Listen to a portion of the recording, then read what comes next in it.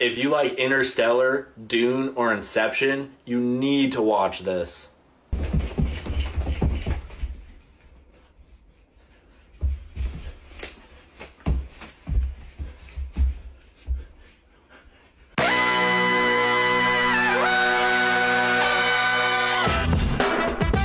Good morning, sweet world, and welcome to the No Dunks Podcast on the Athletic Network. It's Tuesday, June 20th, 2023. I'm J.E. Skeets here in the Classic Factory, and alongside me, as always, Taz Mellis. Podcast listeners, it's for you. Next to him, it's the bearded one, my top shot hot boy, Trey Kirby. Heyo. Heyo! And over yonder, making the magic happen, super producer, JD. Hello. There he is, and here we are. Shout out to the stream team joining us live right now on YouTube. Whole bunch of you here ready for this NBA mock draft. Hit that like button. Make sure you subscribe. Go get your No Dunks merch over at nodunks.com. We got a fun one here. We are going to discuss Zion Williamson and the trade talk that is building momentum. Draymond Green has declined his player option. What does that mean for his future there with the Warriors? And Chris Paul, none too happy with the OG Isiah Thomas. Yeah, he's pissed off, so we'll get into that. But today's pod, we're doing something that I don't think we've ever done before. And that is a little mock draft when it comes to the upcoming draft this Thursday night, which I believe we're going to have a playback watch party for as well. So we'll make sure to get you that link a little bit later. But yeah, we've never done this. We are not draft experts by any means. We never pretend to be. Never said we have been. But who cares? Right? Yeah. Do a little research, learn the names, watch some tape. I mean, if they can do it, we can do it. You can tell there's an all-time great recruit in the mix, right? Like, maybe the reason that we've never done a mock draft is because the show started after LeBron came into the NBA. Yeah, interesting. Perhaps we would have back then. Maybe. Now we got Victor Wembanyama. Nobody even talks about the number one pick right now. Nope. Not even a per chance that it would be considered to be traded. Nobody else considered going for number one. It feels like the draft starts at number two. We're just like going to spend 15 minutes talking about Vic at the top of the show. Cool. Hold on. Maybe we should zag. Zag, the only mock draft that didn't take Wembanyama number one. I love it. Let's get crazy. Kobe Buffkin number one. Would you trade a whole team for Victor Wembanyama? Yeah, the real question is how long on Thursday night's broadcast will it take for the Spurs to announce, for Silver to come out there with the card that says that they're taking Wembanyama number one? Will they play it out for the drama of television tasks and take all 5 minutes? Or will it be like, the draft has started, and you hear the little chime, and right away they just go with the pick because we know it's going to be Wembanyama. What do you think? Yeah, I think they'll take 3 to 4 minutes. I think you're right. Yeah. I think you're right. Yeah. They got to Sweat it out. Build a little drama. because they need to show us the crazy clips of Wembanyama. Here he is. They got to talk him up. Is he gonna be along the same lines as your Elijah Wans and your Ralph Sampsons and your Duncans and all these guys? Ooh, that the have been- comparisons. Yeah, we'll get a bunch of that, I'm sure. Someone's got to say he's 7'5", because that's how tall he is. Oh, he's grown, right? Yeah. Well, That's what our man Sam Vecini said. He didn't skip a beat. He just said he's 7'5". That's big. That's big. it is big. Okay, so let's have some fun here. You're right though, Trey, because besides him at one, it does feel like a lot of things are up in the air. A part of that is a lot of these lottery picks could be moved, right? What are the Blazers going to do with the number 3 pick? What are the Magic going to do? Are they going to keep both 6 and 11? What are the Mavericks doing with the number 10 pick? Multiple reports that the Pelicans want to move up. Maybe the Raptors want to move up. Maybe the Wizards want to move up. So, yeah, a lot of question marks surrounding that. I think for the sake of our mock draft, we won't get nuts doing trades. You know what I mean? Like right this second. That'll happen maybe later as we get closer to the draft on Thursday, or even we just wait for the actual trades to happen, because then it can get really, really confusing. We're good, but we're not that good. Yeah, we don't need to be hitting the trade machine as well as the draft boards. No, not right now. We have our guy, Jerome, up in Toronto, who's going to be helping us out with the broadcast here on YouTube today. He'll be doing his best to update the board in real time. What's up, Jerome? How's it going? I'm doing well. I'm very happy you're not going to do any trades to this, because that was the one request I had. I did not want to have to update this board for it. But yeah, we have a board ready. You can see this guy. there. Look at this. Okay, we're only doing the lottery picks. Yeah, I should have made that clear. We're not Right, we're not doing the true lottery sickos picks. here. Yeah. I do have 30 names saved for copying and pasting in. Ooh, I wow. wonder who is going to be zagging that far I was over. gonna say. Okay, I can't wait to find out. Do you have any? Are you a draft guy at all, Jerome? Like, is this something you follow really closely? Pumping it for intel? Or no? I'm just one season in on the NBA Sicko podcast. If you guys are not the draft people, I do not know how I was going to come in with that. Fair enough. I should become the draft expert. That will be my one Sicko. Ooh, win. That's what I should do at this point. Yeah, well, we would have you on every show leading up to the draft again because we know very, very little. Before we get to actually picking, like, how much did you do? A lot of work the last couple days? I mean, I assume you've read your Sam Vicinis and maybe your KOCs and maybe fired up the YouTubes, or do you not care at all? I don't give a shit if that's your answer. I was happy to learn about the power play rule in the OTE league, the overtime league here in Atlanta. Thompson twins. The Thompson twins. There's a power play in that league. Yeah. Where they literally go 5-on-3 for a second when you get into the extra fouls, when you're in the foul penalty, essentially. It's like there's like a penalty box for a guy on the side. So is it difficult to assess the Thompson twins in that league as an alternative to the NCAA? I don't know. People are saying, well, what is the competition level? You kind of know it at the NCAA level, but at the same time, do you really? I mean, Well, there's 4 different pathways when you think about it, right? You got the NCAA. Yep. You got the international pro leagues. You've got the G League Ignite team, the Who developmental program. We saw the Ignite up close and personal, Right, we saw Scoot, we know we saw Scoot. Leonard Miller, we saw a Scoot couple very people, well. and then you got Overtime Elite, which is a startup organization that our guy, my buddy Grish loves. Because it's more and one-ish. You know, there's He more said it was a hype. fun time. It's like watching high school basketball. Right. To be quite honest. Right. Like, the Thompson twins mixtape looked like Andrew Wiggins' high school Right. mixtape. Because they're like 20 years old playing against 17-year-olds. Yeah. Fair. And it looks like it. I mean, hey, I like what I saw from the Yeah, if tape. they're not dominating a league created for them, Yeah. there's a problem. Yeah, But they did. They did. They just look cool too. What about you, Trey? Sort of any, like, before we get into the actual picks here, like big takeaways from doing your research here as we head into this? I watch and read everything. I watch so many draft profiles. Number 1 prospect in the entire draft for me got to be Scoot Henderson. Because when you're watching his tapes, sometimes you can hear me and Tass on the broadcast. Because we were on the call for one of it. He threw down a huge dunk against the Skyhawks, and I'm chiming in with, yeah, we might be called no dunks, but we love a big throwdown. Oh, good. And I feel like they kept that in there on purpose. Shout out to Hoop Intellect. Very smart podcaster. All right, well, let's start it up then. This won't take long with the number 1 pick, San Antonio Spurs. Yes, Victor Wembanyama, the most coveted teenage basketball prospect since LeBron James. Excited to see how he pairs with the squad that the Spurs currently have. Obviously, Jeremy Sohan in the front court, and then some promising young backcourt players.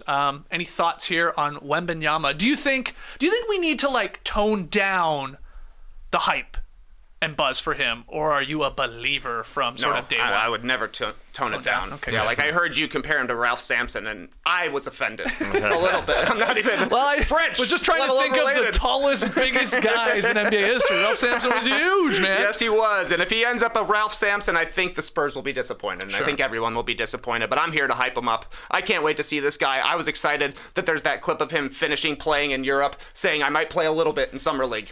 That could be like 3 minutes. Yeah. But those will be like the 3 hypest minutes of the entire Summer League. So I can't wait to see what Vic looks like against NBA players, against bigger, stronger, grown men. I mean, he's still going to be the biggest dude on the court, Ralph Sampson style, but it's going to be awesome. I can't wait to see this guy.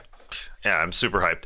Also super hyped that he is super hyped about playing with the San Antonio Spurs that we learned. I love that for him just to make his way into the league, to see that enthusiasm. Also, just, take it back to the NBA with something that I actually know something about. I was listening to Sam Vecini sort of do a redraft and evaluation of the past 4 drafts and where he would put certain guys, which sort of category he'd put them in. Yeah. Are they all-star level players? Are they potential busts that could be out of the league? Devin Vassell, who plays with the Spurs, he put in that all-star category, somebody that we often don't talk about but has an incredible shot and is a great shooter. So those two will be making some highlights. They could be on NBA Intellect and those type of people making highlights. So look out for Devin Vassell. I think we'll be talking about him more this coming year. TK, you're usually good with this stuff. What number will this guy wear in the NBA, Wembanyama? Do we know? 1? Wow. All right. I'll go with 1. He's going to be picked number 1. I don't think the Spurs don't have a number 1, do they? I don't know. I don't know. I don't think it's retired at I put you on the spot here, but you are usually good with the numbers, so you're all over the jersey numbers. They don't have a 1. I think that's good. What's Vassell? Double 1? Is he 11? No, Vassell is 24. Way off. Yeah, I think he'll wear 1. Okay. Actually, let's see. Okay, just a big, tall 1 on this guy that won't stop growing. So, yeah, I thought he was 7'4", now he's 7'5". I love it. And I just hope his... he wore 1 for Mets 92. Okay. Maybe he sticks with that. Yeah. I really hope his signature shot in the NBA is the one-legged, like runner type 3-point shot, like from distance. I hope it's in his arsenal and he just does it, a couple times a game. Like, why not? Just commit to it. That'd be a great. Kareem Abdul-Jabbar with the hook shot. That's his. Sure. You have this insane, again, one-legged runner fading away because you've seen him hit it and looks hilarious. It looks wild. It looks crazy. Hope he tries it. I hope he tries it. He obviously will. As a young guy coming into the league, at the very least in summer league, I hope we see him take a 3-pointer and tip dunk home his own miss, which we've seen a clip as well. And you're like, okay, maybe you can pull that off against lower level competition, but maybe he can pull it off against the best. Yeah, we shall see. Yep. The real concern with him is because of his size is just going to be, can he stay healthy? We've seen giant dudes, lanky, super tall guys have problems, or they can have, knee and foot and ankles and stuff like that, and can have an impact. Hopefully not with this. No one wants that, especially right out of the gate.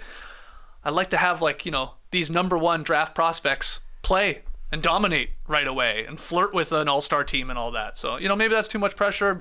I'll be fascinated to see how much the Spurs do slow play him here. And that they won't, if any organization won't really be in a rush, it'd probably be them. But he's going number 1. He's on the board. And now the draft really starts. I love to say that so much. The draft starts at 2. The Hornets, are they going Brandon Miller or are they going Scoot Henderson? And keep in mind, Jordan announcing last week he sold a majority stake in the Hornets. So he's still involved, though, He's still involved, and I think these guys were just out there in Charlotte. I think they brought both of them out, to sort of have a talk with them. But where do you lean if you're the Hornets? Who's Trey Kirby selecting here at number 2? I'm Scoot over Miller. Personally, I just think Scoot has such a high ceiling. I think that, you see a lot of draft preview stuff saying if it were any other draft, he would be a surefire number 1 pick. Then you see the guys he's comped to, Derrick Rose, an MVP, Russell Westbrook, an MVP, Donovan Mitchell, first team All-NBA. This is an archetype of player that's very successful in the NBA, though I will point out injury concerns with super hyper-athletic guards as well. Almost all those guys get hurt at some point in their career too, so it ain't a guarantee, but I don't know, I just like the way he's carried himself as basically an NBA player since he was 17 years old. He seems like he's going to be a leader for these teams. Maybe weird stuff between him and LaMelo, both being ball handlers, but LaMelo's played with Terry Rozier his entire career. Terry Rozier is a ball-handling, shoot-first point guard as well, so I think they can coexist. I think Scoot's going to be an awesome player. We'll see if the 3-point shot comes around. That would definitely be a checkbox for Brandon Miller, being a tall shooter. That's a type of player that everybody loves right now as well, but I would personally go Scoot over Miller. Tess? Yeah, to my knowledge, Scoot's the guy at number 2. He just seems like he's really, really polished, outside of the court as well as off the court. We've talked about his family and how he's developed as a G League Ignite player. And I think you could look at that G League Ignite season and say, they didn't have a lot of success if you want to get into that type of thing, but that just happens. I mean, they are playing against men, that G League Ignite team. They're far younger than their competition. So his ability to throw down, I know no one talks about his shot, but I have faith in his shot as well, developing. The dunk that you mentioned there, Trey, I mean, that dunk literally rattled the gym, and it was like rocking that rim for a long time. And he just seems like he's so super focused on being a really good basketball player. So I'd find it difficult not to take him. I think the Hornets shouldn't get cute, shouldn't screw up, and just take the guy and figure out the LaMelo relationship down the line. Yeah, Vicini wrote that Scoot and LaMelo, they can play complementary games with each other out there at the same time, as Scoot is more of like a power scorer. And if you've seen him up close and personal, my God, he tries to dunk everything when he tacks, but he can kill it in the mid-range there too. And he's awesome at the rim. Where Ball is more, of course, more of a distributor, and he's got the three-point shot. So I think they could work there. What do you think, though, of Brandon Miller, TK, and sort of his NBA comps that get thrown around, like Paul George and some Danny Granger even, and like obviously just a great scorer at the wing position. Like, he's a strange player, though, to me, at least in leading up to this draft. It's like there's not a lot of real buzz for him. Everyone's just like, he's good. He's going to be really good, but no one's like, watch out, this guy's like a future MVP type guy. That's the read I get from it. Yes, and I think that's why he should be 3 instead of 2, but he was the best American college player, the best prospect coming out of the NCAAs, which I think probably helped his stock during the season when Victor was overseas, when Scoot was playing against G League guys. It looks impressive to see your traditional guy dominating at the college ranks. The Paul George comp, I think, is fair because they just looked very similar, their play styles. I think Brandon Miller's handle is kind of weak, just like Paul George's was when he came into the league. I think Paul George was a much better athlete, though, than Brandon Miller is. You saw Paul George dunking like crazy early in his career. I think that's not one of Brandon Miller's strengths, driving to the hoop and exploding. So maybe he's more like a Jabari Smith from last year, who is more of a perimeter player than Paul George was. Or maybe even Danny Granger, another Indiana Pacer who had a lot of successful seasons, a good shooter on the wing with some serious size. Yeah. But yeah, it feels like Brandon Miller was in the number 2 slot for a little bit here, and as we're getting closer and closer to draft day, it's kind of fallen back in line to where it was Victor Scoot Miller. Yeah, absolutely. It felt like Scoot for a while, and then suddenly it was like Brandon Miller at 2. But was that all like a smokescreen? And now, it starts to come back to Scoot. I know Sam Vicini always stuck with Scoot at number 2 on his big board. But sorry, I didn't mean to say that. How much was that posturing of the Hornets? Just bring them both in at the end. MJ's here to say hello. just to get those, the value of the potential trade ups. Yeah. Get them up high. Do you think it's, again, we're not going to do the actual trades here in our mock draft, but do you think it's possible that the Hornets actually move the number 2 pick leading up to Thursday night, or even on Thursday night, for a big name player, let's say a Zion Williamson or something like that?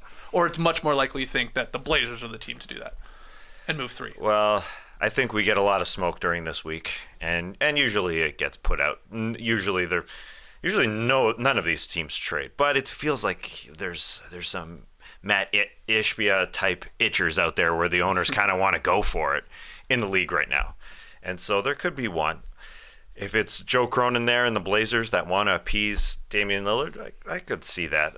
I would be shocked if it was the Hornets. I know the Zion rumors we'll get to a little bit later in the show, but I think those are just rumors as well. Okay, you mentioned new owners, though. They're getting new owners. Yep. Bringing in a Duke guy, the highest profile Duke player of the past decade. That would be a way to make a splash, but it does feel like the Blazers are more likely to make a trade there. For sure, because of what they got to figure out with their future with Damian Lillard there. Okay, so we're going Scoot Henderson. Scooty. At number 2, Scoot. It's great to have a guy in the league named Scoot. Straight up Scoot. We do have some great names, I will say, in this draft class, some of these prospects, and Scoot Henderson is one of them. But it was cool to see him, just before we move on, to see him up close here in a couple of those G League games here in Atlanta, playing the Skyhawks. You guys doing the game the one time, I went out the next night, and holy crap, like, he really does attack. He took off once. He didn't dunk it. He took off so far trying to put a guy in a poster. It was like, why are you even trying that?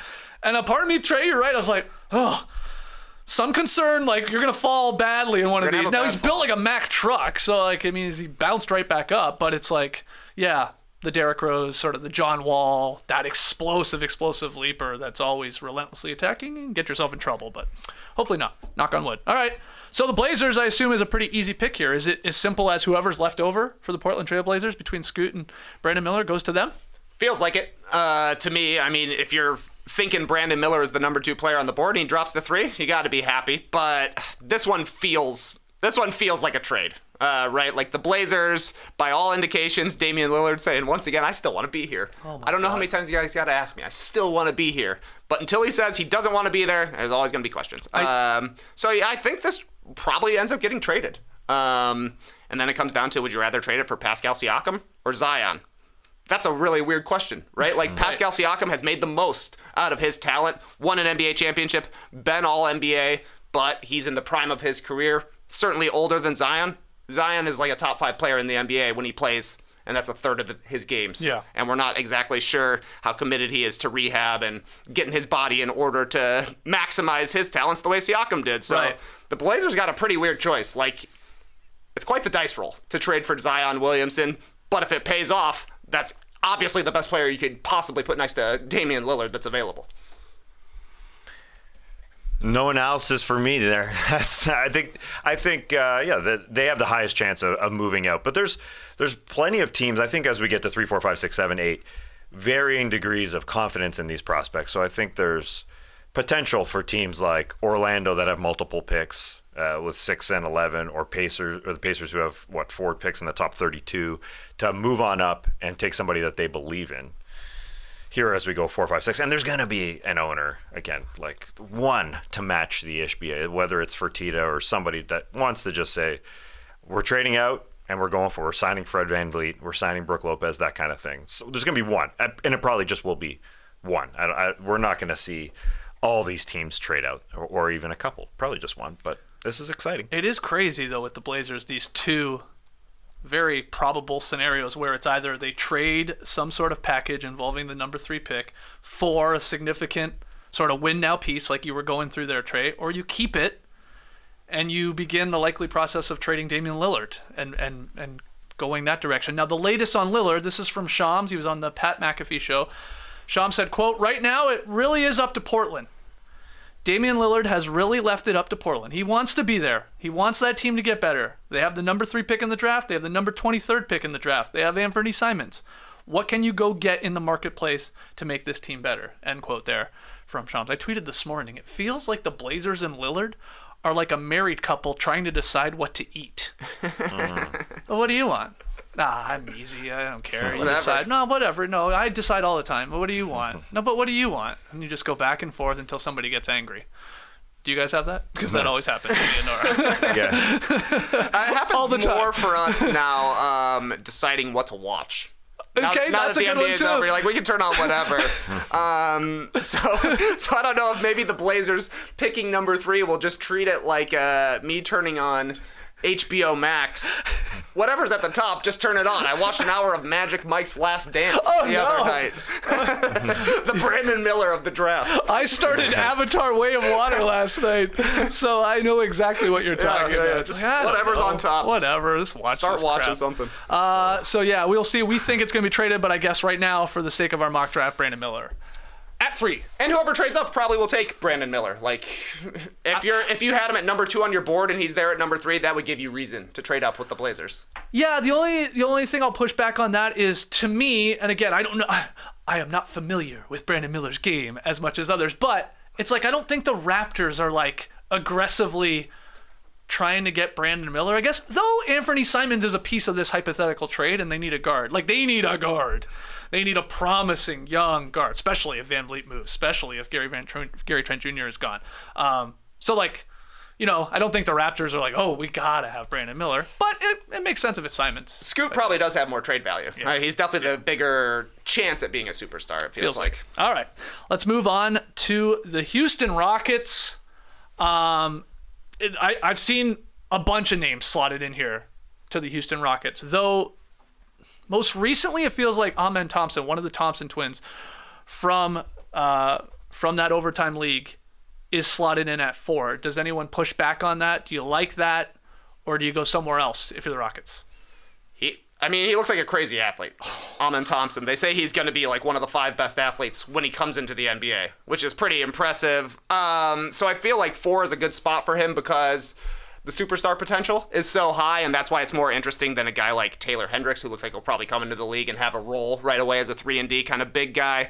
But when you're picking in the top 5, you just want a player who could maybe become a multiple-time All-Star, maybe become a superstar somewhere down the line, and you just see the athletic gifts that both of the Thompson twins have. Yeah. Amen's a little further along as a playmaker, so I think that's why he probably has a little bit better of a rep. But like I said, it's like watching the Andrew Wiggins high school mixtape where you're like, what in the world is this guy doing? How is he jumping and getting his head at the rim in a half-court setting. Yeah. So, yeah, I mean, we'll see if they're able to get the feel of the game alongside the athletic gifts that they have, but I like the Thompson twins, and I think Amen's the higher rated guy so far, so he makes sense at 4 to me. It feels like the only thing people say negatively about the Thompson twins is that they can't shoot, which is a problem. Don't get me wrong. Yeah. That is a problem. Like, they don't have a very consistent shot from deep. I don't think they're even all that great at the line, which really gives you some concern. People look at that, sort of the mechanics and stuff like that. But everything else, it's like they check all the boxes tests. Like, they're great kids. Amen especially, like, I think KOC says he, like, sees the court like a quarterback. He's going to be one of the most athletic guys in the league immediately. They both play defense. They're both super long. But it's this, like, shooting aspect that maybe you got to, like, learn, obviously, and you got to get a little more consistent. That feels like the only knock, because, like, I liked what I saw from these guys, too, and some of the tape. And I saw them, like, even breaking down their own footage with, I think it was Monica McNutt. It was a cool clip. And they were, like, going through plays and talking it out and, you know, like, obviously, like, recognizing where the defense is coming from and all that. It was cool. Like, they're, like, super charismatic and they knew their shit, I'll tell you that. Like, they were not, like, bullshit, and they were like, holy crap, they were dissecting this stuff. Do you have Amen Thompson at 4? I got him at 4. got him. I think he's a playmaker, but he also will complement Jalen Green and the others well, because he's not going to be a ball stopper in Houston. Yeah, so he kind of feels like, according to all reports, I didn't see the clip of him breaking down stuff, but it feels like he's a bit of an adult in the room, even though he played with kids. And with the Rockets, you want as much of an adult as possible if you're going to stay young with Jalen Green and Şengün and Jabari Smith. So it feels like he's not. I think it makes not more gonna steal sense it. of him as a point guard than Kevin Porter Jr. More of a natural passer, Right. it seems like. Yes. Yeah. He's not going to play ISO ball. One of my favorite random draft terms is the intel on this guy. It's great. So good. And the intel on the Thompson twins, they're hard workers. They are dedicated. But isn't it a negative? Great intel. They always get lumped together, though. It's like, I mean, you start talking about them separately, but they always get Sure. lumped. They do. Well, Yeah, they do. I mean, aren't they? Wouldn't they be potentially the first twins ever drafted in the lottery? Top 10, I should say. Okay, I was going to Morris. say Morris was like 13 or 14. Yeah, Yeah, but that may have been back. out of the lottery back in the day. But yes, The okay, highest, top the 10. highest. The highest pair of drafted twins. twins, yes. Yeah. And then that means you have the ability, no offense to Dick Van Arsdale and his brother Tom, was it? I don't know. I think it was different time, actually. But they have the potential here to be the best set of twins ever in the NBA. That's putting a lot on them. You know, there's the Grants, and hell, there's another Murray coming. Who else am I forgetting? Lopez's. The Probably are the Lopez's best good. twins of all time right now. Yeah, probably are. Who are we forgetting? Why are we forgetting? Are we forgetting anyone? Grants were good. They scored a lot of points in the NBA. I mean, they weren't maybe as good as that. Anyway, point is, you're right. They're lumped together. They're twins. Done it their whole life. But I guess Amen's going to go higher. That's what everybody seems to say, which is fair. Now I'm like racking my brain. Have we forgot some twins? I don't think so. The Martins.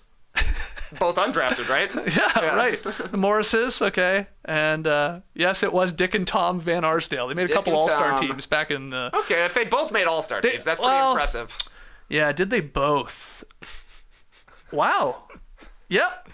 All right. They did. They still hold the crown then, because Robin never made it. Jeez, they made a lot of All-Star teams. There's like, how many teams in the league, though? Yeah, I know. Looks like they came into the league and left the league at the exact same years. I think they played. They're buddies. They played at the end attached for the to Suns. by the butt. Dick both and three-time Tom All-Star. Van Arsdale. Dick and Tom. Tom and Dick. JD, Hopefully when you they hear had us saying the Thompson twins, does it make you think of the songs? Yeah, hold me now. That's Yeah. like my ears definitely perked up. Oh, really? Now it's gonna mess up every time I Google the Thompson twins. I'm gonna get Amen and his brother. That sucks. Do you think that Tom and Dick had a brother named Harry? Hopefully. Harry Van Arsdale? I've known a lot of guys with a Harry Van Arsdale. Yeah. Okay. So Rockets have one of the Thompson twins at 4. Pistons at number 5. They don't need a guard, right? They don't need a guard. They're drafting a wing or a big. Trey, is that where you're leaning? Who you got on your They don't board? need a big. They definitely don't need a big. Well, I mean a wing, I guess. Yeah. A power forward. They need a wing. I don't know. So there's a few candidates here. They could go other Thompson twin. bit more of a perimeter player, which I think would maybe be an issue with Cunningham coming back, with Ivy coming into his second season. So other bigger wings, I guess, or more like 4 style wings. Taylor Hendricks is a guy kind of in the Chris Boucher or Serge Ibaka sort of mold.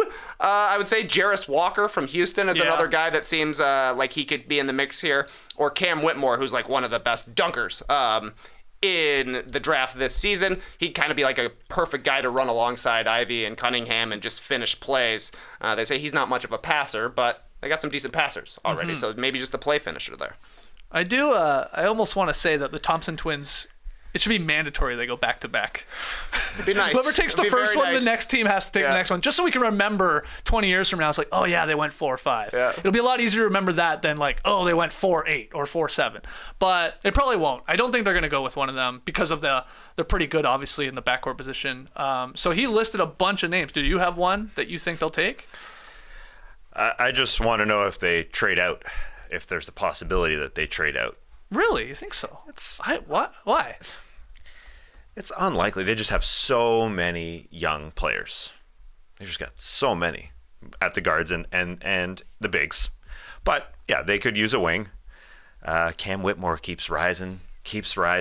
Although, he's seems like a shooter. And then when we get into that discussion, whether Bojan Bogdanovic is finally moved from the Detroit Pistons, because there's some rumors that the Dallas Mavericks would like to trade their 10th pick for Bojan Bogdanovic. And as I was saying about an owner who wants to really go after it, feels like the Mavs are probably going to go after it by signing Kyrie and really trying to go after it. So you could see that 10th pick being traded for Bojan Bogdanovic. Finally, a guy that gets dealt. That could be, their wing and could be replaced by Cam Whitmore. I initially thought Cam Whitmore's name was Kay Whitmore, an old hockey goalie. But it's not. K-A-Y Whitmore. Why is that the Who name did that he was play popping? For? He got around. Canucks? Did some Canucks. Yeah, did some works with the Canucks. Vaguely familiar. Yes, I was tweeting about it yesterday with my man, Doug Ebhart, who knows his hockey. Kay Whitmore. He was a whaler. But anyway. Do you think Cam Whitmore will be better than Kay Whitmore? I hope so. Okay, good. Cam could be, but Kay was good. Okay. Cam Whitmore is the 18-year-old freshman from Villanova. Yeah, pure athleticism. A lot of upside. Like, people are like, this guy, when it's all said and done, like a couple of years from now, he could be like one of the best players from this draft. But I think the Pistons, and I didn't get your final answer, but I think they might go Walker. I like the concept of fit of him if he's like such a well-rounded forward, which they need. Vincini says he's like a terrific passer and that he's like, pretty good in like the short roll area, like sort of like Draymond-like, that you can put him in that area. That would be pretty damn good out of ball screens. You could see him setting stuff for Cade and obviously Ivy. And he's a pretty good defender too. So I guess Draymond-like comparisons there. High basketball IQ. So I'll go Walker, but are you more of a Whitmore man? Because I don't really care. Probably just because I over-index for offense and Cam Whitmore's a bucket. But who knows? He's like a ferocious dunker. I don't know if he's got a lot of perimeter game or if it's going to be basically Corey Maggette. I'm driving to the rim every time. That's a good player though, too as well. But yeah, you could talk me into Jarris Walker. I don't know. When you're pitched as a Draymond Green type coming out of college, I'm always a little skeptical because I'm like, that guy's one of the best defenders ever, and he dropped to the second round. So I don't know. I was kind of honestly holding Jarris Walker back because I think he's a pacer. He's like a great pacer fit to me. Okay, well, hold on. Let's say he was taking Whitmore. I'm taking Walker. You just decide. Yeah, there we go. Who do the Pistons take at number 5? I think they're going to take a Whitmore, but what do I know? Let's do Whitmore. Cam Whitmore. Cam. Going to the Detroit Villanova Pistons. guys are pretty solid bets as well. Yeah. Those guys usually pan out. Yep. Good call. All right, the Magic, their first pick here of the lottery at number 6. Now, they usually love their long, athletic, high upside guys that can switchability and all that. Is there a particular name that jumps off the page to you, Trey, for the Magic? I would say the most Magic guy is Taylor Hendricks, just because he's very tall and skinny, got the Jonathan Isaac build, he's got a nice three-point jumper, and much like other Magic draft picks from the past, doesn't handle the ball all that well, but maybe will be effective right away. But I don't know. 6th pick is a little different to me than drafting in the top 5. You could draft a little bit more for need here, especially if you're the Magic and you've got 6 and 11. They're a possible trade-up team, I would have to think. I don't know. Point guard is the most pressing issue for me on the Magic, but I think it's probably... You're not reaching for like a Cason Wallace or an Anthony Black, both who are good playmakers, but maybe not the greatest shooters. You need some shooting out on the outside. So I don't know. This one's a tough one to me. I guess I would maybe just lean towards Hendricks. More shooting on the court. Hendricks, I've seen the other Thompson twin, Osir, go here. Ben Gulliver had him. Vicini had Hendricks. KOC, I think, had Anthony Black going here. So, yeah, this one feels up in the air. Tass, you have a read on what the Magic would do here? Do they just focus on a guard, sort of like a point guard, or are they, are they happy moving forward here with Fultz and Suggs and stuff like that? Yeah, it feels like they would be reaching with a guard. Osir Thompson seems like the hot pick, but why don't they just go crazy and take a real Magic player and just go deep with a Leonard Miller? Just go nuts. Oh, Jesus, just man. Go crazy. Homer. Holy moly. Yeah, I love Homer Leonard pick Miller, for sure. but no way he can go that high. Yeah, he probably won't. But, yeah, who knows? Who knows? This could be a team that trades, for sure, because you could trade down and get your point guard if you want him. And they've got so many young guys. They're just so deep with their bigs. But they could use a little guard help. So this could be a 6 down. But they've got, because they have so many options, as we've said, with their picks, that 6 and 11 pick. Okay, where are we going? So Hendricks, Thompson, I guess Black. Who else am I forgetting? Walker is still on the board. Walker's on the board. Yep. It doesn't seem like a fit here No. to me, though. They've got 3 and 4 pretty covered with Paolo and Franz. Where do you want to go? Call it in. Pick up the phone. Tell Silver. With the 6th pick in the NBA draft, the Orlando Magic are selecting. I'm in on Hendricks because I think that they will want a veteran point guard. They've been in the Fred VanVleet mix. That's still a possibility, I assume. And I think it's probably more important to have a vet at point guard than it is to have it at center. So I'm calling it in for Hendricks. Okay. Works for me. We'll see. Works for me. We still got Walker out there. We still got Isiah Thompson. As we get to the Indiana Pacers, and you already said you loved Walker here. Is that correct, Trey? Yeah, I'm a Walker fan here. I think he fits perfectly alongside Tyrese Halliburton, alongside Miles Turner. Turner, a big guy who would prefer to play on the perimeter. Like you said, Walker is a good short roll passer. Seems to be more of a play finisher on the inside, so they can kind of invert the court a little bit there. Have a 5-out sort of deal with Walker rummaging inside. I could see that happening. Brings the defense as well, which is something that the Pacers definitely need. And, they did not have a 4 last year. They tried everybody they could at power forward, so give them a good young power forward who can grow with the rest of the team. I like this pick. They need size. They need a little pop there at one of those forward positions. So I'm in on Walker. Tass, you want to swerve? No, I'm not swerving. Okay. This is exciting stuff. This Pacers team is on the precipice. It's on the precipice of being good. They're not that far. Call it in. That was a quick one. Dropping to them. I guess we were talking about if he's not selected 5th by the Pistons, maybe even 6th by the Magic. Who knows? Okay, so Walker going to the Pacers. The Washington Wizards with the 8th pick here. We're halfway through this. I think we'll start moving with a little more speed. Ben Gulliver says the Wizards have every reason to swing for the fences here after trading Bradley Beal. You're nodding your head, TK.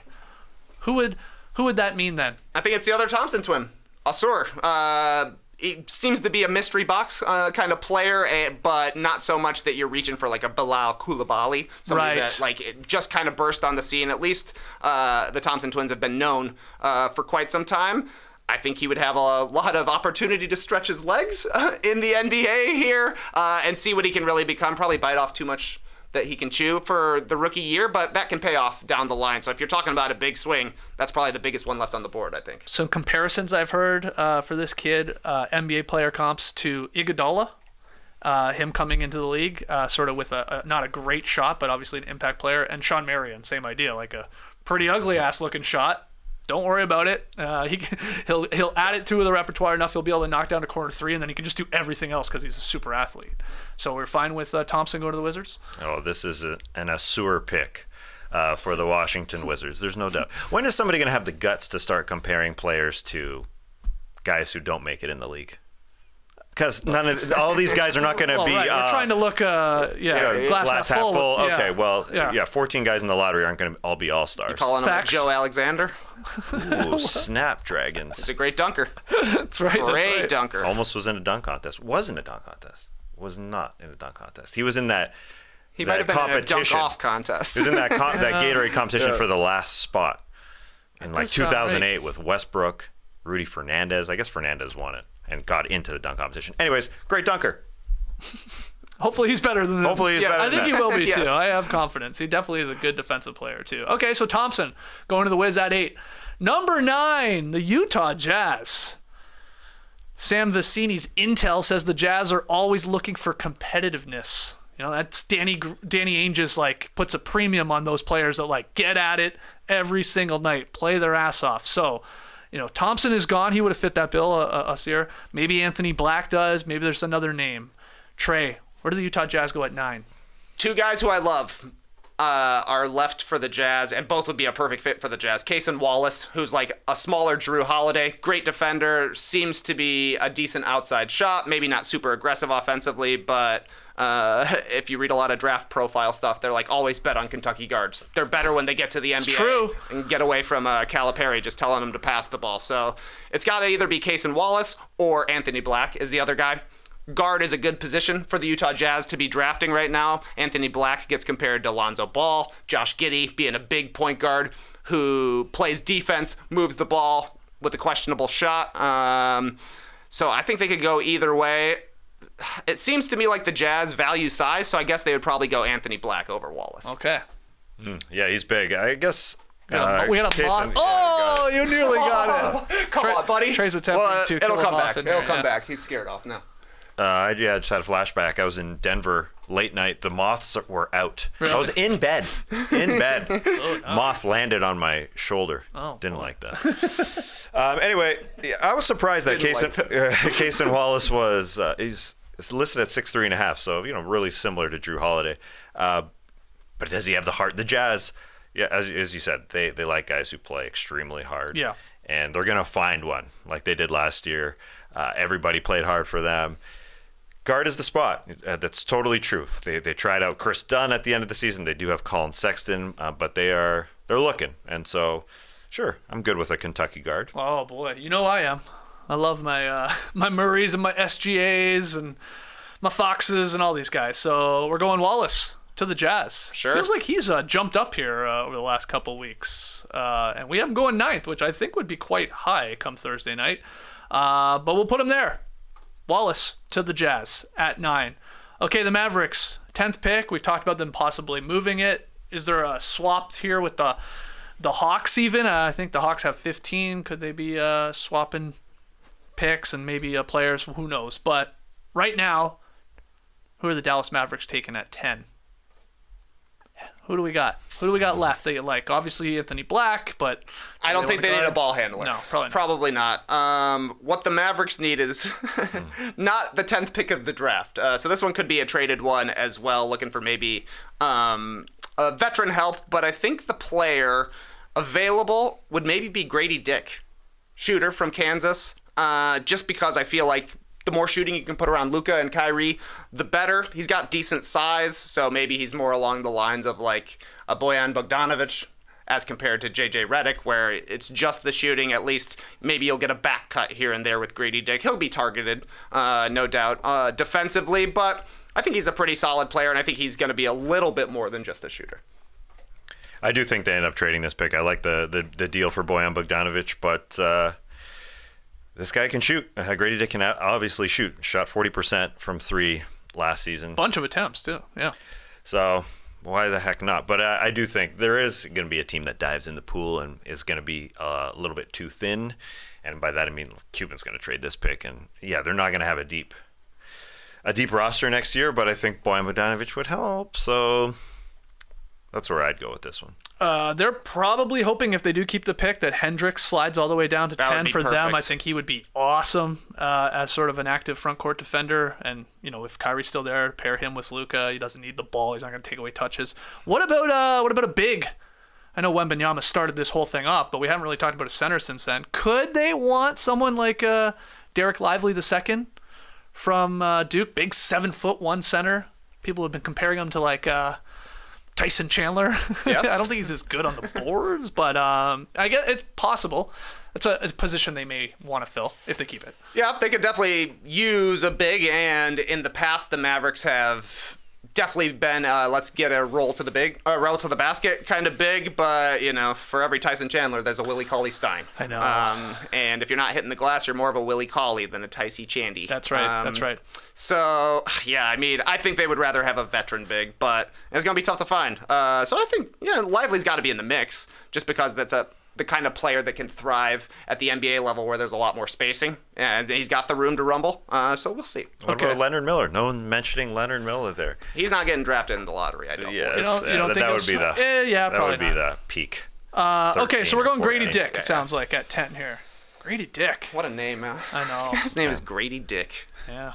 It'd be if Lively was a point guard, you have a nice Lively Dick combo. I'm just Be glad fun. he's not dropping to the Magic. There's a Suggs on that team, so. Well, Dick and Balls would be nice. You get a couple LaMelo Ball or like a couple of the Ball brothers on the same team. Imagine like Alonzo, LaMelo, and Dick lineup. Dick and Balls. It'd be fun. Is there any way the Sacramento Kings can draft him? He'd have to drop. Okay, so Dick going 10. Wow, feels high, but he is a great Feels shooter, high, as we talked feels about. Magic love have another Hendricks. pick. Magic have another pick. I think I had Grady Dick here if he was going to slip in our mock draft here to Orlando as a shooter, because especially with Fultz and Suggs and whoever they take higher, if it's not a shooter, which it probably won't be, they could have used someone like him, but he's off the board. So where does Orlando go with their second pick here? Who you got circled? And maybe throw up that board again, JD. I got to remember who the hell we put for all these teams. Okay. I just want to make sure there's someone that hasn't slipped and we've forgotten about. I don't think so. Trey. When you have two draft picks in the same draft, you should do one straightforward pick, which Yeah. I think would be Taylor Hendricks, and then one big-time swing pick. We'll see what pans out here, because you're basically getting two shots at it when most teams have one. So thank you to the Chicago Bulls from the Orlando Magic for this one. Maybe they go with Bilal Coulibaly. Oh, yeah. Yep. Because that's a big-time swing, a guy who's established himself kind of out of nowhere playing alongside Victor Wembanyama. He's been compared to OG Anunoby, just being a really big, strong wing who can maybe shoot some threes. No idea what kind of offensive game he's going to have.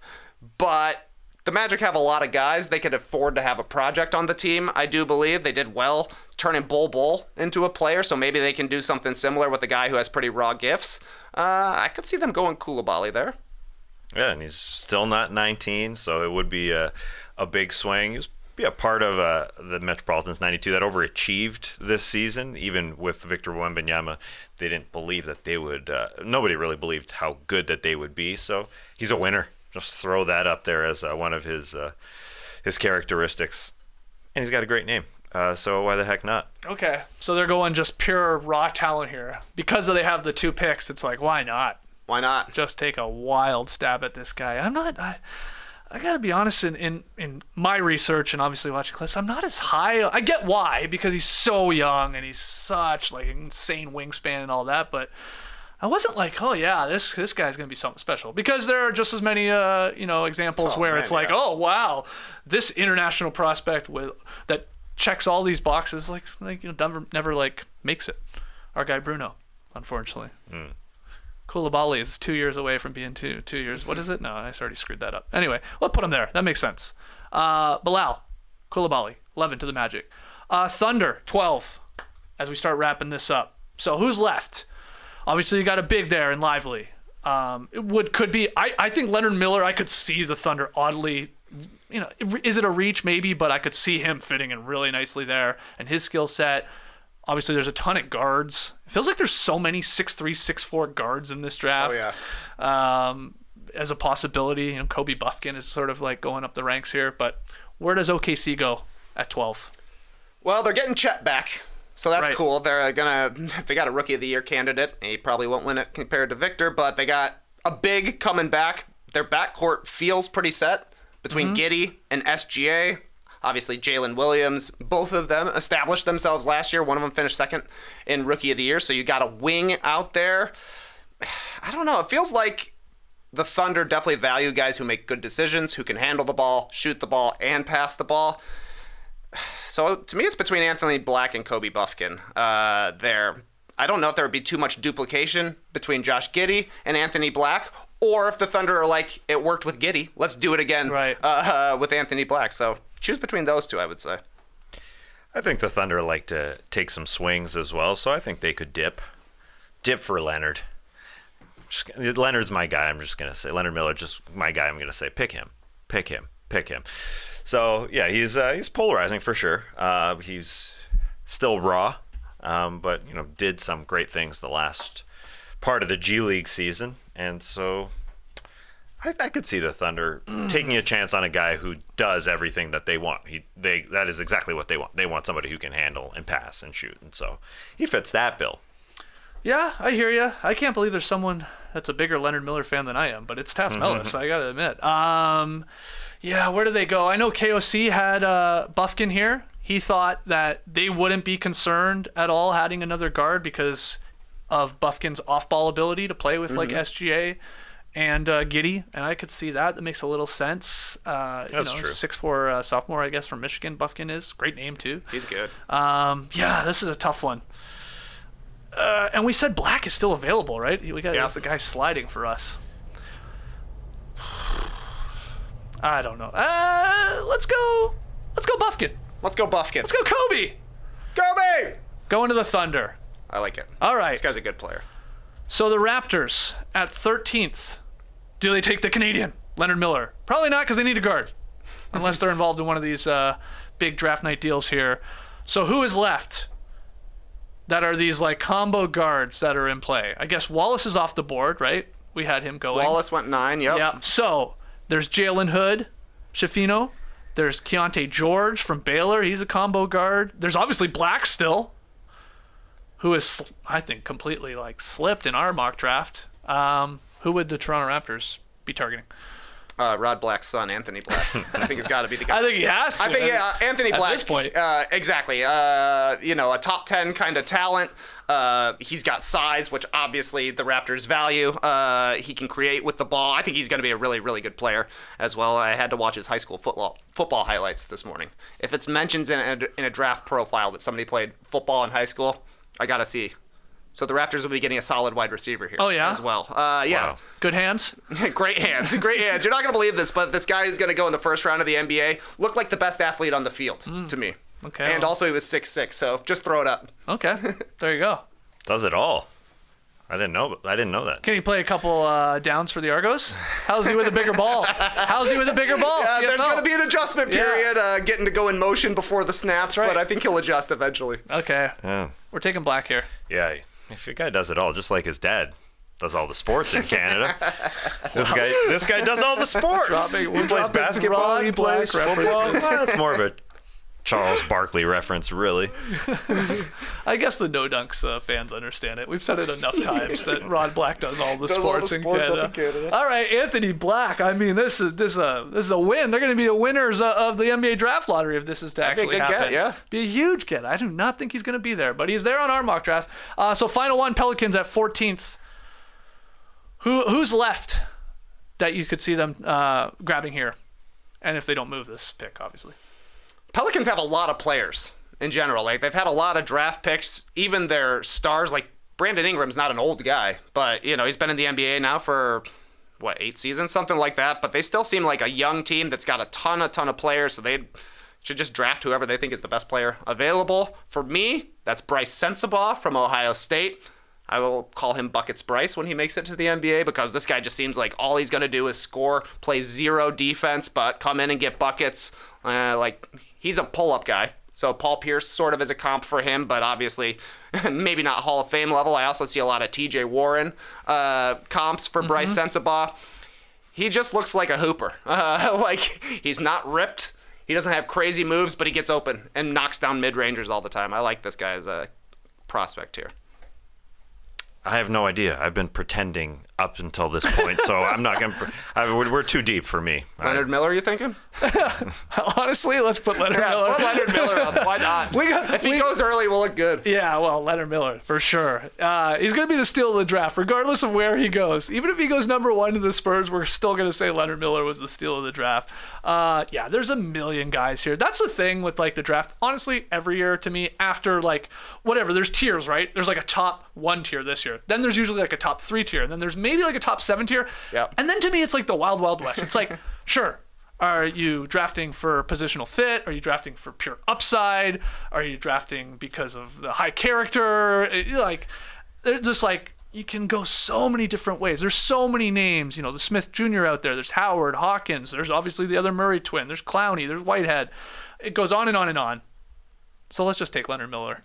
Just like you said, because then if it happens on Thursday night where he gets into the lottery, we're looking good. He's in a lot of mock drafts. He, like, for the longest time, Leonard Miller was, like, 20 to 25, sort of back of the first draft. But the name is starting to go higher and higher and higher. And I mean, he had a great stretch at the end of the season with the G League team there, and we saw him up close and personal too. He is really good. He's left-handed, so I get the comparisons, like, the Lamar Odom type things where he has a lot of skills. He also just has a funny look to him where he looks way older than he is. Got an old look. He looks so old, but he's not. And he's obviously getting better and better and better. So we'll put the Pelicans with Leonard Miller. Let's show the mock draft. There it is. Did we nail it? Are we crazy with some of these picks? You tell us. Really, I would love to hear from everybody in the stream team and in the comments, and tweet at us at NoDunksInc. Like, who are we just completely missing from our top 14 that's going to be much, much higher, is going to be in there on Thursday night, and why? Let's take a break. When we come back, some NBA news. Don't go anywhere. Mudwater, it's back. It's a coffee alternative with 4 adaptogenic mushrooms and Ayurvedic herbs. With only a fraction of the amount of caffeine in a cup of coffee, you get energy without the jitters or crash of coffee. Each ingredient of Mudwater was added for a purpose. Cacao and chai for mood and a hint of caffeine. Lion's mane to support focus. Chaga and reishi, that's fun to say, to support your immune system. And cinnamon for antioxidants. You can add honey or milk to your Mudwater. Hell, you can put a mountain of Ready Whip on top if you want. Me, I like my Mudwater like I like my coffee. Black and earthy. Oh, this is interesting. Mudwater donates monthly to the Berkeley Center for the Science of Psychedelics. Mudwater believes the country is in a mental health epidemic and sees psychedelics as useful tools for individuals with depression, PTSD, anxiety, and other mental health experiences. To get 15% off, go to mudwater.com/nodunks. That's mudwtr.com/nodunks to support the show and use code NODUNKS for 15% off. All right, mock draft complete. People pointing out in the stream team, if Lively's there at 14, Pelicans could select him. A lot of people think he will be a lottery pick. I could see why. Yeah, 7'1" center. Why not? Good call. Let's get to some NBA news, though. Let's move off of the draft for a second. Zion Williamson's future with the Pelicans getting murkier and murkier with each passing day here, guys. This is Bill Simmons on Sunday's podcast. He said the Zion thing is a real subplot. I had somebody tell me yesterday that I trust that he will not be on the Pelicans come Thursday. I was like, really? I haven't heard that. And he was like, you watch. So there you go on that. That was Bill Simmons, but it's not just Bill. This is gaining some steam here. I was talking about it last week. I said, I don't know about Zion, guys. But do you believe this at all, that the Pelicans could move off of him in the next couple days here? Well, the same source told us who the new Suns coach was going to be. That's right. Incorrectly. So I don't know. I don't know if I totally buy this, but definitely the messaging has changed. Coming out of New Orleans, prior to this summer, Zion was an untouchable guy, and he feels much more touchable right now. Maybe it's a matter of trying to suss out the biggest package and, what kind of assets they're going to get. If you put Zion Williamson on the market, despite the fact that he hasn't been a healthy guy, and you may have some concerns about the way he carries himself off the court, he's still super talented. He's still one of the best players in the league when he's healthy. The Pelicans were on top of the league when he was playing, and they look like a very competitive team. So people will come out of the woodwork to try and get Zion, but it's going to take a lot, I do believe, even if his trade value is pretty low for where he has been in his career. No dunks out of context. Touchable and trying to suss out the biggest package. I will say... I will say, yeah, I listened to Bill Simmons' podcast when it came out, and I didn't bat an eye hearing that somebody said, hey, he's going to be gone. It's just some rumor that's out there. You said that the messaging has changed. I think one thing that has stayed the same over the years is that Zion hasn't been in lockstep with the front office, right? There's always been this divide between him and the front office. But what is the reason for that, really? I think the biggest reason is he hasn't played. If he had played, it'd be totally different. Yes, he hasn't been extremely dedicated to his body and that side of things, and maybe not hanging out at summer leagues, like not being with the team whatsoever. So there's that divide. And Trey brought up a good point when we're talking about his trade value. It's never been lower, but it could get lower. if he doesn't play. So do they capitalize on it now? I don't think so. I think David Griffin has gone all in with this Ingram, Williamson, and mostly the CJ McCollum trade that he made. And I could see him going even more all in because they do have a lot of players. As you said, they're stacked at the guard spots. They've got a lot of young guys, with Alvarado behind there and Dyson Daniels and Herb Jones and Trey Murphy and some bigs and Jackson Hayes with Jonas Valanciunas. They have a lot of players that they could package together. Is there a Nuggets deal? I'm sorry, not a Nuggets deal. A Suns deal, excuse me. I'm thinking about the Nuggets because the Suns are going after them. Is there a depth piece there for DeAndre Ayton? I think there's a possibility there, but I don't think they're getting out of the Zion Williamson business at all. I do. I really do, because there's way too much smoke here, and it's not just Bill Simmons. There's Windhorst talking about it. You've had Shams reporting that the Hornets prefer Ingram to Zion. KOC saying the opposite. His sources say, Portland prefers Zion to Ingram. And I just, my biggest concern here is this idea of, are we going to, okay, if it's all just rumors, and none of this actually materializes come Thursday or this summer, is the organization at Zion going to be like, okay, we're all good? The start of your big fat contract, that extension, he's going to be making $30 million plus, and we're good to go next year with our, what is a pretty talented team, and everything will be okay. I don't know. I really think that they are going to move him, and this, whether it's this week or this summer, I think there's a strong possibility it actually happens. This disconnect between the front office and him is real. I believe that. And they want him to play, and he doesn't play. They want him to play. And I think you convince a team. I don't know if it's Portland because they've got their own, history of talented players that can't play, in Brandon Roy because of injuries and Greg Oden because of injuries and way back to the Sam Bowie days and all that. But some other team will be like, yeah, we'll take Zion Williamson. Are you kidding me? When he plays, the guy's 26-8, in his sleep, and is only in theory going to get better. We'll take the risk for whatever you want back. And this doesn't, to me, even if they, Zion moves from the Pelicans, it's not like they're going to be bad. Whatever players come back, whatever pick, promising young pick, high pick, if it's one of these Scoots or Brandon Millers, they're a good team. They've been a good team without him. Honestly, a good team. Not a great team, but a good team. 500. Yeah. So it doesn't, completely, blow them up and they're back to rebuilding. Not at all, because they still have a treasure chest of their own future first-round picks. They have a bunch of the Lakers picks, or, one of those first picks in 24-25, a bunch of the Bucks picks, young talent, Trey Murphy III, Herb Jones, Dyson Daniels, they could still make moves. So I buy it. I really do. And I was sort of sensing this last week that this was a real possibility, and I think it could happen. And then there is all this off-court drama too, which you could say it means nothing. He's embroiled in this with obviously his girlfriend is pregnant here, and then you're getting this ex-porn star saying, I got all the receipts. She's basically threatening that they have to trade him or she's going to drop sex. I don't know. She's probably going overboard here, but do you want to just sort of step away from that if you see a possibility to get a really, really promising pick and young player if you're the Pelicans? Maybe. So put me down that this happens. We're going to be having an emergency podcast. Well, maybe it happens during the draft. Yeah, I don't imagine that'll happen before draft day. Right. If it happens. Right. This pointed out by the stream team here that Trey Murphy just tweeted it was last night, a photo of himself holding up sort of a whiteboard type thing, written on it, "Make it stop." Okay.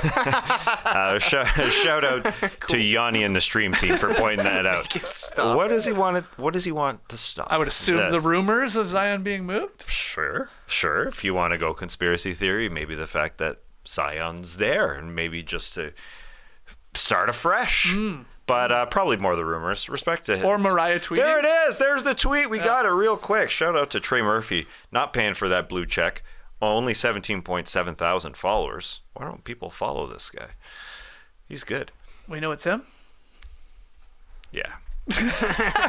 What does a blue check mean? That's right. All right, moving on here. The Warriors forward Draymond Green is declining his $27.5 million player option for the 23-24 season. He's going to enter unrestricted free agency. Both the team, though, and Draymond have expressed interest in a reunion. If you count the playoffs, Draymond Green's played over 900 games with the Dubs here, over 11 seasons.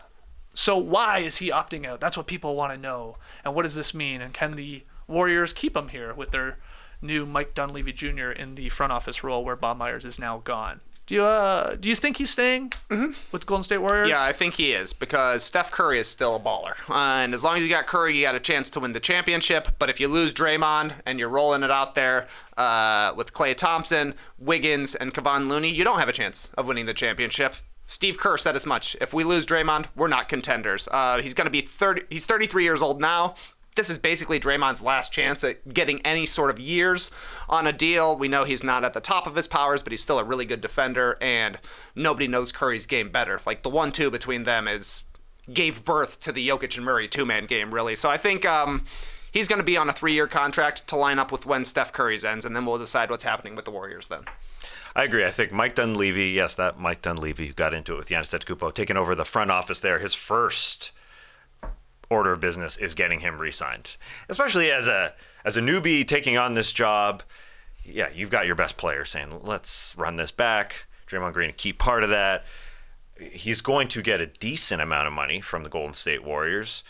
Is it going to be all that different amount of money that would attract him somewhere else? Like, I don't think somebody's going to pay him way more somewhere else, is what I'm saying. And when you mean way more, what ballpark do you think the Warriors are going to offer him? I mean, he's turning down here $27.5 million. You got to assume the market's around that, right? Yeah. So if you get 3 for $90, I mean, it's a bump. It's getting into his mid 30s. Somebody's going to pay a lot more than that. I don't think so. Right. I think that's plenty. Now, you don't think a Spurs or a Rockets or I'm just throwing it out there. I don't think Draymond would want to. Right. He would want to go to Dallas or Phoenix. You know, he ain't going to go try and build up a team. He's going to try and take a team to a championship. Now he is in France wearing bucket hats with LeBron James right now. If you want to dig into that, both wearing bucket hats. You're in that photo too. Yeah, it's true. I see people saying, "Why's Tass there?" Yeah. I looked a little bit like it. Yeah, for sure. Both wearing bucket hats. What are they discussing? Are they just discussing future ventures? They're buds. I mean, you're taking a trip together. This isn't just hey, we saw each other. Like, they are hanging, but it could be off-court stuff. I don't think it's necessarily Draymond going to the Lakers. It's not LeBron sending a message. They're just buds, and maybe in the bucket hat business. I don't know. The question's going to be how high the Warriors can go with Draymond Green's contract, with Steph Curry, Andrew Wiggins, Jordan Poole, all under pricey long-term deals, and Klay Thompson's big contract coming off the books next summer. And the Athletics' Anthony Slater pointing out, every extra million they are stretched is an extra $7+ million and beyond in the repeater tax penalties. So there's that part of the equation too. And it's like, what is the number that the front office and Green will agree on, especially now that Bob Myers, who drafted Draymond Green, second round pick back in 2012, is no longer there. That's the fascinating part here. I'm with you guys. I think it's more likely than not that he's still there. It's just like, what's the number? Is it just under 30 million? Just over 30 million? Is he taking a discount? He's taking less money because it's over longer term, like number of years. 3 for 75. Yeah, maybe. Something like that. Maybe. It's possible. Yeah. But there's no doubt that Kerr wants him still there, and I would assume Curry and maybe not Jordan Poole, but maybe they move off of Jordan Poole. Well, I said they want. Books. Dunleavy said he wants Jordan Poole there for at least 4 more years. Okay. Maybe more. That was an interesting answer. Yeah, we have him signed for 4 more years, so yeah, we want him here. We want him here. I think they're going to run it back. It seems unlikely that Mike Dunleavy Jr.'s first order on the job is breaking up the best dynasty that you've ever had in franchise history. It's a pretty. We brought in Mike to ruin everything. Yeah, it's an easy sign to steady the ship, because it did sort of rock the boat when Bob Myers said, "I'm moving on." Mm-hmm. So this is his job, Mike Dunleavy's job, to bring it back and give it a shot. Chris Paul said he was surprised by the trade that sent himself to Washington, telling the New York Times that he found out about the news in a text from his son. CP3 also said on several occasions that team owner Matt Ishbia and Isiah Thomas wanted to go in a different direction, suggesting, CP3 was, that perhaps Zeke does have some decision-making power, despite the Suns refuting that Isiah Thomas had any of that power earlier in the season here. Is this a big deal at all to you? This New York Times article with Chris Paul talking about him being shocked that he was moved and Isiah Thomas being involved in it. I think it's pretty interesting how involved Isiah Thomas is, because it's clear from reading this that Chris Paul wants to make it known that this was basically Isiah Thomas's call, is how I read it. He mentioned Isiah 3 times. Yes. Out of nowhere. Wasn't ever asked about him, but he just mentioned him 3 times. The fact that he found out him and his wife from their son, that looks bad for the Suns. And it makes me think maybe the Wizards did win this trade. If they're trading with Isiah Thomas, that's a good way to win a trade. So I don't know. It's very weird. But it kind of was similar to me to, like, every time you're reading a story about the Lakers, you're like, why are they still talking to Kurt and Linda Rambis? But they're always talking to Kurt and Linda Rambis, even though they're not completely, like, they're not employed by the franchise.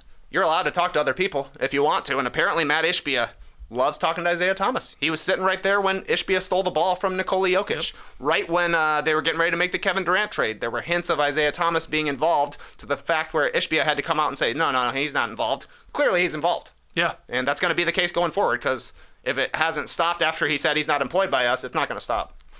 Chris Paul is a calculated individual. Indeed. He knows what he's doing by saying that.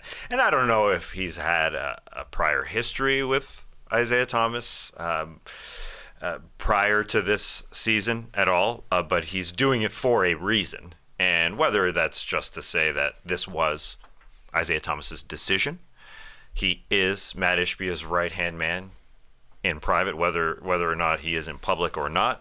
Maybe it just could be that. Maybe they could have some, prior butting heads as former incredible point guards in the league. That could happen. But he did this for an absolute reason, for sure. Yeah, and whether he's just pissed off that he's leaving, he's pointing it out. How do you think this trade impacted Chris Paul's book sales? Positively or negatively? Because that's what he was promoting, right, on GMA there? His new book. I just wonder. I mean, it's good in the sense his name is in the news. Yes, for sure. Trends, Google Trends. Right. Why wouldn't it help? I would think it would. All right, let's get to Tweet of the Night. Tweet of the Night. Wow. Tweet of the Night, sort of related to this Chris Paul trade. It's from @SreakyShooter. James Jones is a genius. He keeps trading all the Suns picks for stars on massive salaries, so he doesn't have to do any draft research, and he's hitting the second apron of the luxury tax. Means he'll even have fewer things he'll be able to do in the future. James Jones is the work-life balance king. Just made me chuckle to come back to the Bradley Beal trade. It's like James Jones is like, all right, done. That's why I said on yesterday's show, just go to the free agent list, sort it low to high, and look at the guys who don't want to shoot. That's who you got to call. That's it. Call? No. Do an email. And just so you don't have to make it personalized. You can just blast it to all of them, the same email, and just see who will respond. Hey y'all, got some openings here in the desert. It would be for a vet's minimum. Are you interested? Realistically, though, James Jones doesn't have to do anything. Isiah Thomas is doing it all, right? I mean, these are not James Jones calls. Right, it does right. not feel like at all. This is a Matt and Isiah joint here. Like James Jones was talking to Chris Paul on the phone the day that the trade happened. Didn't say anything, and then Chris Paul is basically like, "I was surprised." Right. Which makes you think maybe James Jones. Jones was surprised Yeah. as well. Yeah. So he might have the ultimate work-life balance, and that he has all life. He just does his name. He's got the cards that says he's the GM here of the Phoenix Suns. Any thoughts on this tweet there, Tash? Great tweet. I actually retweeted it yesterday, not knowing Look at that. it was coming. There you go. Because I thought it was a heck of a tweet. Heck of a tweet. It's a heck of a tweet. Well, that's what we're looking for in Tweet of the Night. A heck of a tweet. All right, let's call it there. Our mock draft went a little longer than I thought, but we had all this intel that we had to share with you guys. Nick Smith is skinny. That's your, get that intel that's your in final there. note. Yeah, didn't get that Well, in. how skinny? Like me skinny? Super skinny. Yeah. Nick, taller, Nick yeah. Smith. All right. And you got anything in your notes from our mock draft? Yeah. Two more terms I really love hearing around draft time. Jack of all trades, master of none. Yeah. That's a good one. Yeah. This guy can do everything, but what's he great at? No one knows. And of course, fluid hips. That's a great one to be. Turn. It felt like this draft, again, it was like, as player X's shooting evolves, he has a chance to be a real all-star caliber player. Yeah, if he's It's always great. shooting evolving. Yeah. But just, hey, you can learn, you can teach. Do they have the intangibles? Do they have that athleticism? That high basketball IQ? Okay, we'll How's stop. the intel?